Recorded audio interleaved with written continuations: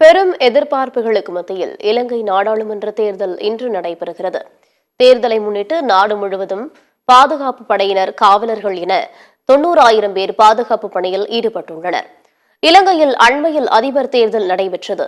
இதில் அனிரகுமார திஸ்ஸநாயக்க வெற்றி பெற்று புதிய அதிபரானார். இந்நிலையில் இலங்கையின் 17வது நாடாளுமன்றத்திற்கான தேர்தல் இன்று நடைபெறுகிறது. இதற்கான வாக்குப்பதிவு இன்று காலை 7 மணிக்கு தொடங்கி மாலை 4 மணி வரை நடைபெறவுள்ளது. இலங்கையில் மொத்தம் 225 எம்பிக்களை தேர்வு செய்வதற்கான இந்த தேர்தலில் 1.7 கோடி பேர் வாக்களிக்க தகுதி பெற்றுள்ளனர். பொதுமக்கள் வாக்களிப்பதற்காக நாடு முழுவதும் 13,314 வாக்குச்சாவடிகள் அமைக்கப்பட்டுள்ளன. இன்று மாலை வாக்குப்பதிவு முடிந்தவுடனேயே வாக்கு எண்ணிக்கை தொடங்க உள்ளது. தேர்தல் முடிவுகள் நாளை காலைக்குள் வெளியாகும் என்று எதிர்பார்க்கப்படுகிறது.